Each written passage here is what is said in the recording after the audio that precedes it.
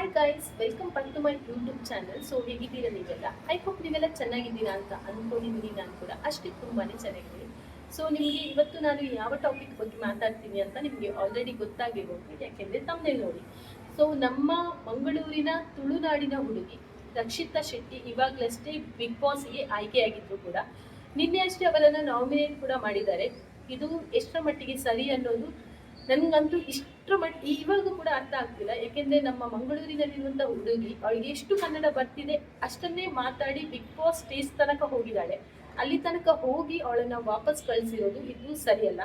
ಯಾಕೆಂದ್ರೆ ಅವಳಿಗೆ ಒಂದು ಇನ್ಸಲ್ಟ್ ಮಾಡಿದಾಗೆ ಅಂತ ನಂಗೆ ಪರ್ಸನಲಿ ಫೀಲ್ ಆಯ್ತು. ನಿಮ್ಮ ಅನಿಸಿಕೆ ಏನಾದ್ರು ಇದ್ರೆ ಕಮೆಂಟ್ ಅಲ್ಲಿ ಕಮೆಂಟ್ ಮಾಡಿ. ಅಷ್ಟೇ ಅಲ್ಲದೆ ನಾನು ಅಲ್ಲಿರುವಂತ ಕಂಟೆಸ್ಟೆಂಟ್ಗೆ ಕೇಳೋದು ಇಷ್ಟೇ, ಯಾಕೆಂದ್ರೆ ಅವರು ಸೆಲೆಬ್ರಿಟಿಗಳು, ಸೀರಿಯಲ್ ಎಲ್ಲ ಮಾಡಿ ಬಂದಿರ್ತಾರೆ. ಸೊ ಹಾಗಾಗಿ ಅವರನ್ನ ನಾನು ಅವರಿಗಿಂತ ಉತ್ತಮ ಅಂತ ಅವರು ಅನ್ಕೊಂಡಿರ್ಬೋದು ಕೂಡ.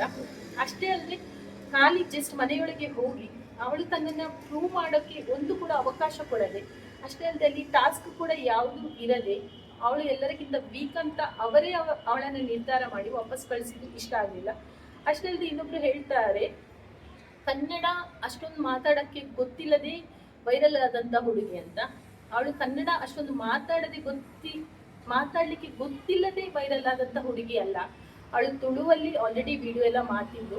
ಅಷ್ಟೇ ಅಲ್ಲದೆ ಬೇರೆ ಲ್ಯಾಂಗ್ವೇಜ್ ಕೂಡ ಬರಬೇಕು ಅನ್ನೋದಕ್ಕೋಸ್ಕರ ಕನ್ನಡವನ್ನ ಗೊತ್ತಿಲ್ಲದ್ರೂ ಕೂಡ ಕನ್ನಡ ಮಾತಾಡಕ್ಕೆ ಟ್ರೈ ಮಾಡ್ತಾಳೆ.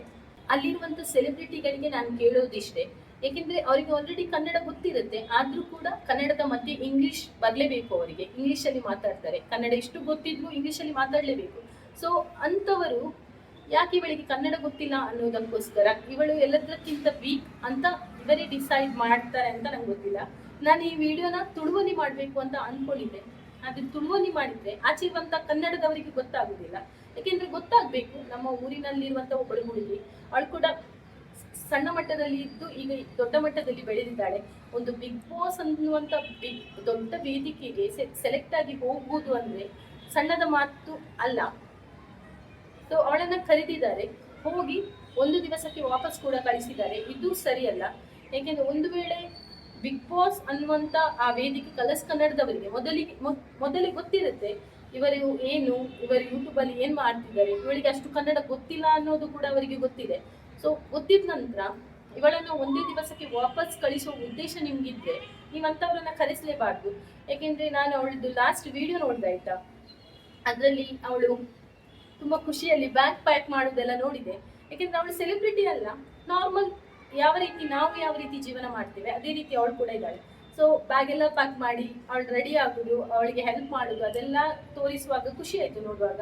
ಆಯ್ತು, ಪರವಾಗಿಲ್ಲ, ನಮ್ಮ ಮಂಗಳೂರಿನ ಹುಡುಗಿ ಹೇಗಿದ್ರು ಅವಳನ್ನ ಪ್ರೀತಿಸುವ ತುಂಬಾ ಜನ ಇದ್ದಾರೆ ಇಲ್ಲಿ ಮಂಗಳೂರಲ್ಲಿ ಆಗಿರ್ಬೋದು, ಬಾಂಬೆಯಲ್ಲಿ ಆಗಿರ್ಬೋದು. ಇನ್ನೊಂದು ಹೇಳ್ತೇನೆ, ಅವಳು ಹುಟ್ಟಿ ಬೆಳೆದಿದ್ದೆಲ್ಲ ಬಾಂಬೆಯಲ್ಲಿ, ಅಲ್ಲಿ ಆಲ್ರೆಡಿ ಹಿಂದಿಯೇ ಮಾತಾಡುದು, ಅದ್ರ ಮಧ್ಯದಲ್ಲಿ ತುಳು ಅವಳದು ಅಜ್ಜಿ ಮನೆ ಭಾಷೆ ಅಂದ್ರೆ ನಮ್ಮ ಊರಿನ ಭಾಷೆ. ಸೊ ಅದು ಗೊತ್ತೇ ಇರುತ್ತೆ. ಅದ್ರ ಮಧ್ಯದಲ್ಲಿ ಕನ್ನಡ ಕೂಡ ಕಲ್ತಿದ್ದಾಳೆ, ಅಷ್ಟು ಇಷ್ಟು ಮಾತಾಡ್ತಾಳೆ ಬಿಡಿ. ಏನ್ ಹೇಳುದು, ನಂಗೆ ಅಂತೂ ತುಂಬಾ ಬೇಜಾರಾಯ್ತಾಯ್ತಾ. ಯಾಕೆಂದ್ರೆ ನಂಗೆ ಇಷ್ಟು ಬೇಜಾರಾಗಿರ್ಬೇಕಾದ್ರೆ ಅವಳಿಗೆ ಎಷ್ಟು ಬೇಜಾರಾಗಿರ್ಬೋದು. ಪರ್ಸನಲಿ ನನ್ಗೆ ಮತ್ತು ಅವಳಿಗೆ ಯಾವ ರೀತಿ ಕಾಂಟ್ಯಾಕ್ಟ್ ಕೂಡ ಇಲ್ಲ, ಮತ್ತೆ ನಂಗೆ ಏನು ಪರಿಚಯ ಕೂಡ ಇಲ್ಲ. ಆದ್ರೂ ಕೂಡ ನಮ್ಮ ಮಂಗಳೂರಿನ ಹುಡುಗಿ ಅಂತ ಮಾತ್ರ ಇರೋದು. ಅಷ್ಟೇ ಅಲ್ಲದೆ ಅವಳ ವಿಡಿಯೋ ಎಲ್ಲ ನೋಡ್ತೇನೆ, ನಂಗೆ ಇಷ್ಟ ಆಗ್ತದೆ. ಕೆಲವುದ್ರಲ್ಲಿ ಅವಳು ಮಾತಾಡೋದು ಇಷ್ಟ ಆಗುದಿಲ್ಲ. ಹಾಗಂತ ಮಾತ್ರಕ್ಕೆ ಅವಳು ಸರಿ ಇಲ್ಲ ಅನ್ನೋದು ಕೂಡ ತಪ್ಪು. ಯಾಕೆಂದ್ರೆ ನಾವು ಬೇರೆಯವರಿಗೆ ಅವರ ಕ್ಯಾರೆಕ್ಟರ್ ಸರಿ ಇಲ್ಲ ಅನ್ನುವ ಮುಂಚೆ ನಾವು ಹೇಗಿದ್ದೇವೆ ಅನ್ನೋದನ್ನು ನೋಡಿ ಬೇರೆಯವರಿಗೆ ಹೇಳ್ಬೇಕು. ಸೊ ಅಷ್ಟೇ. ಇನ್ನು ತುಂಬಾ ಸಣ್ಣ ಹುಡುಗಿ, ಆ ಬಿಗ್ ಬಾಸ್ ಅಲ್ಲಿ ಎಷ್ಟು ಜನ ಸ್ಪರ್ಧಿಗಳಿದ್ದಾರೆ, ಅವರದ್ರಲ್ಲೆಲ್ಲ ತುಂಬಾ ಸಣ್ಣ ಹುಡುಗಿ, ಅವಳಿಗೆ ಒಂದು ಚಾನ್ಸ್ ಕೊಡ್ಬೇಕಿತ್ತು. ಅಷ್ಟೇ ಅಲ್ಲದೆ ಅವಳು ಹೇಗೆ ಆಡ್ತಾಳೆ, ಯಾವ ರೀತಿ ಮಾತಾಡ್ತಾಳೆ ಅದನ್ನೆಲ್ಲ ನೋಡ್ಬೇಕಿತ್ತು. ಆಮೇಲೆ ಅವಳು ಸೂಟ್ ಆಗಲ್ಲ, ಅವಳು ನಾಮಿನೇಟ್ ಮಾಡುವಂತ ಚಾನ್ಸ್ ಬಂದ್ರೆ ಇವಳು ನಾಮಿನೇಟ್ ಮಾಡೋದಕ್ಕೆ ಸೆಲೆಕ್ಟ್ ಆದವಳು ಅಂತ ಅನ್ಸಿದ್ರೆ ಅವಳನ್ನ ನಾಮಿನೇಟ್ ಮಾಡಿ ಮನೆ ಕಳಿಸ್ಬೋದಿತ್ತು. ಹೀಗೆ ಖಾಲಿ ಜಸ್ಟ್ ಕರೆದ್ಬಿಟ್ಟು ಬಿಗ್ ಬಾಸ್ ಮನೆಯನ್ನ ನೋಡಿ ರಿಟರ್ನ್ ಕಳಿಸಿದ್ದು ಇಷ್ಟ ಆಗಲಿಲ್ಲ. ಇನ್ನೊಂದು ವಿಷಯ, ಇದು ಒಂದು ವೇಳೆ ಸೀಕ್ರೆಟ್ ಟಾಸ್ಕ್ ನೀನೇ ಆಗಿದ್ರೆ ಓಕೆ. ಯಾಕೆಂದ್ರೆ ಸೀಕ್ರೆಟ್ ಟಾಸ್ಕ್ ಅಲ್ಲಿ ಮತ್ತೆ ಪುನಃ ಅವಳನ್ನ ಕರ್ಸಿ ಏನಾದ್ರು ಮಾಡೋದಿದ್ರೆ ಅಥವಾ ಅವಳಿಗೆ ಏನಾದ್ರು ಕ್ಯಾಪ್ಟನ್ ಏನಾದ್ರು ಕೊಡೋದಿದ್ರೆ ಓಕೆ.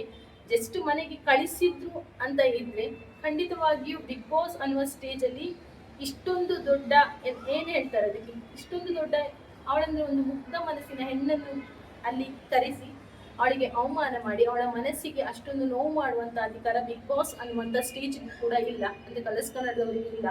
ಸೊ ಅಷ್ಟೇ ಹೇಳಕ್ಕಿದ್ದದ್ದು. Thank you. ಇದಕ್ಕೆ ಬರುದು ಮ್ಯಾಂಗ್ಳೂರಲ್ಲಿ, ಮತ್ತೆ ನನ್ನ ಅಪ್ಪ ಅಮ್ಮ ಕಡೆ ಹೋಗುದು, ಮತ್ತೆ ಇರೋದೆಲ್ಲ ಬಾಂಬೆ. ಹಾ ಅದು ಜನಕ್ಕೆ ಇಷ್ಟ ಆಗಲ್ಲ. ಓಕೆ, ಎಲ್ಲರಲ್ಲೂ ಒಂದು ಹಿಡಿತಾ ಇರ್ತದೆ ನಾನು ಕಲ್ತು